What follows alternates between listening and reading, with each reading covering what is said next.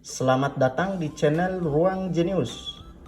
Di video ini kami akan membahas kisi-kisi materi wawancara dan aspek penting yang dinilai saat sesi wawancara calon anggota PPS tahun perekrutan 2022. Video ini sangat penting, simak sampai selesai agar bisa lulus pada tahap terakhir ini.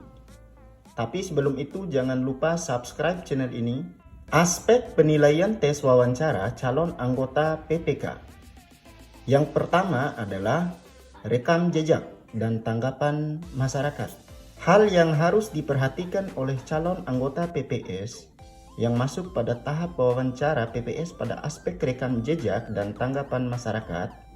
Aspek ini sangat penting untuk memperhatikan poin, karena dapat menambah poin tetapi juga dapat menggugurkan calon anggota PPS. Rekam jejak positif dapat berupa pengalaman kepemiluan atau biasa disebut mantan penyelenggara pemilu. Sedangkan yang negatif berasal dari diri calon anggota PPS yang berupa postingan media sosial. Misalnya, pernah berfoto bersama caleg atau pasangan calon, pernah menjadi tim sukses baik pada pemilu maupun pilkada, pernah menjadi saksi peserta pemilu. Tanggapan masyarakat yang masuk ke KPU dapat menggugurkan calon anggota PPS dengan melampirkan bukti capture postingan di media sosial atau dokumen-dokumen lainnya. Akan tetapi, hal tersebut bisa disanggah dan dibantah saat sesi wawancara berlangsung. Yang kedua adalah aspek penilaian tes wawancara calon anggota PPS. Yang pertama adalah integritas. Hal ini berkaitan dengan keterlibatan calon anggota PPS sebagai calon peserta pemilu atau pilkada, tim kampanye, dan saksi peserta pemilu. Integritas memiliki pengertian adalah bertindak secara konsisten antara apa yang dikatakan dengan tingkah lakunya sesuai nilai-nilai yang dianut, baik berasal dari nilai kode etik di tempat bekerja, nilai masyarakat, atau nilai moral pribadi.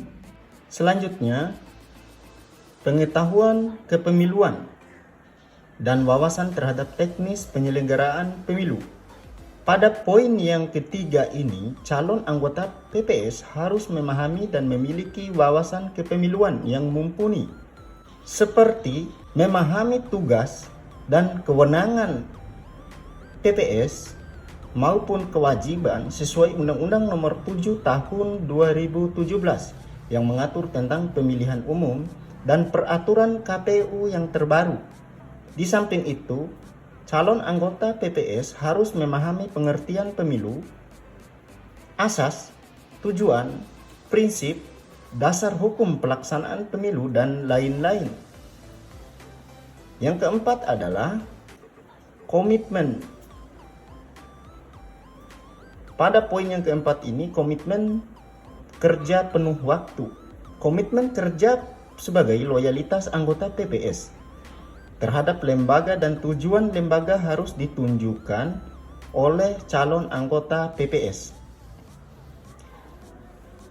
Kemudian, Ruang Jenius memberikan rekomendasi kepada teman-teman. Ketika ditanya oleh pewawancara, tentu pewawancara itu adalah pihak dari KPU, apakah Anda siap untuk bekerja penuh waktu dalam melaksanakan tugas sebagai penyelenggara pemilu? Jawab saja siap, Pak. Yang kelima adalah pengetahuan lokal. Pada poin ini calon anggota PPS harus memahami pengetahuan lokal sekitar tempat bekerja, seperti berapa desa di kecamatan tempat bekerja, berapa jumlah daftar pemilih baik di tingkat kecamatan maupun tingkat desa, kelurahan, sampai ke tingkat kabupaten, berapa jumlah kursi DPRD di kabupaten masing-masing, siapa nama ketua KPU kabupaten kota, dan berapa jumlahnya, dan lain-lain.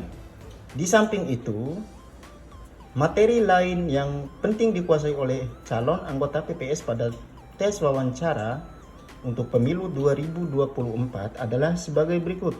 Yang pertama adalah pengalaman kepemiluan.